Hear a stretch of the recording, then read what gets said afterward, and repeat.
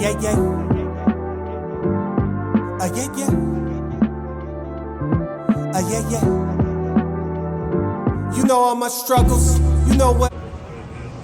All right, World Series champion. I remember last time we talked, you was talking about maybe getting there, but you got your ring. How was that moment for you? It was wild. It was, I don't know, it's like one of those things that happen, and like, you know, you got a good squad and you know you got a chance, and doing it, like getting there the year before and then finally like finishing the job that year was special. It was one of those moments it's hard to describe, because like, I don't know, it's so hard to win just regular games, and then to win a ring is crazy difficult. So it just, I don't know, it was pretty sweet. So I know you've been on your grind, man, but I know you're a gamer. So have you been gaming at all? Yeah, a little bit less. Like my kiddo is getting older, so she's so active now that it's like I can only play whenever she goes to bed, and it makes it a little bit tougher. But yeah, I'm still playing when I can. I like it. So today is Jackie Robinson Day, different things like that. MLB The Show did something that was pretty interesting. They added the Negro Leagues to the game. What did you think about that?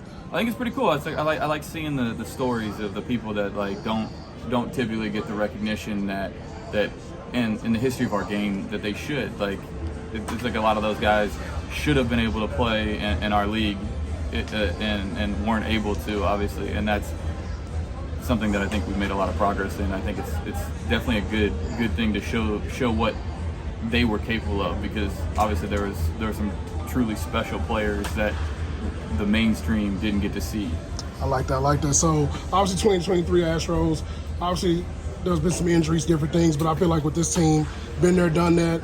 Seems like once y'all get hot, get going, you know it's gonna be time. What is the expectation for the team to obviously get back, but what do you feel about this team this year with the additions and some of the subtractions that were lost? Yeah, I think a lot of it is it's kind of the status quo. Is, hey, just go out there, do your job, get your work in, and keep improving like you would in any normal year. But also like overcoming some injuries and seeing some young kids come up and get some chances and get to prove themselves a little bit. Obviously, with some new additions, like we feel good about the team itself. And yeah, it's right now it's still early. It's a lot of things change as the year goes on. I think I saw somewhere we have like the same record we started with last year, and people, I guess, wrote you off. Well, people panic, and I think it's a lot of stay the course, and it's not so much anything in our clubhouse where people panic. I think it's like outside noise, outside the clubhouse noise.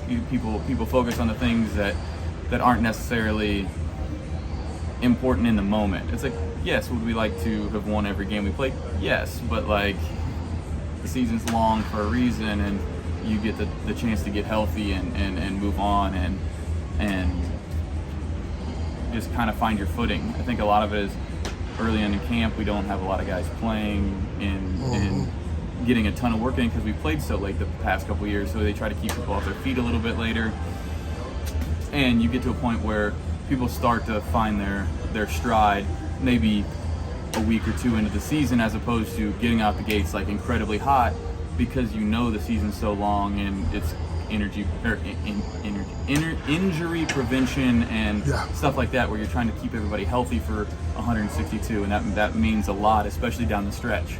I like that. So 2 more questions. So the WBC, I know you as a player, obviously it was great to watch it, but to see Shohei versus Trout in that moment, I think for baseball was huge. To see that, even just being a fan looking from the outside, how did you feel about that?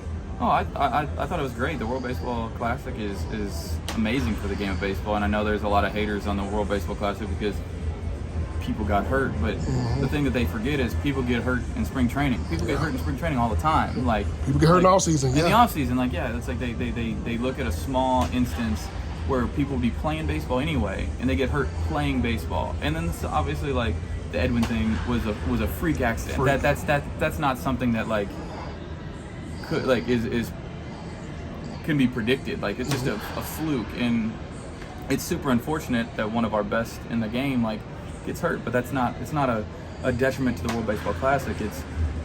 It's just showing how much people care about playing for their country and showing the dedication to their people. And I think that's something that gets lost, because I think I saw where maybe 3 of the the 3 most watched baseball games of all time were all in the World Baseball Classic. Like that's a tremendous like boon for our sport. Like, and I think that's something that they really did right. They've grown the game like internationally, and that's what's important, I think. And people lose sight of that. I love it, love it. Last question. So, 63 games last year you pitched. I had around a 1 ERA, but I got to ask you, man. I did the Mount Rushmore with you last year by position. But if you did relief pitchers only, you put 4 in the Mount Rushmore.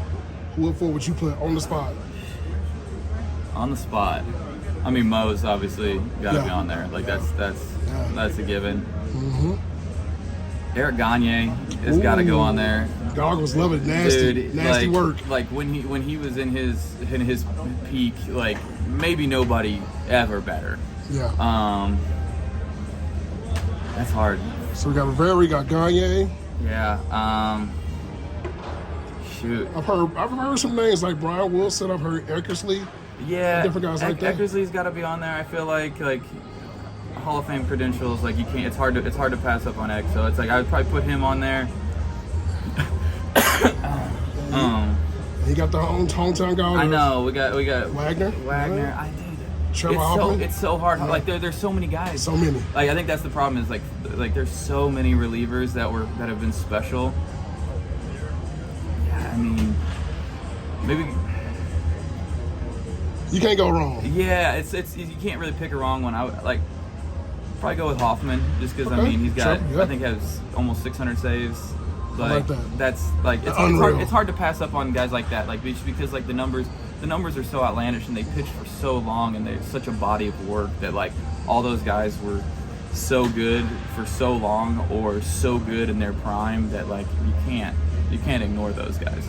I love it, man. Well, Ryan, man, appreciate the time. We'll be talking soon. Keep doing your thing out there. Appreciate you. Yeah, yeah. Yeah, yeah. Yeah, yeah.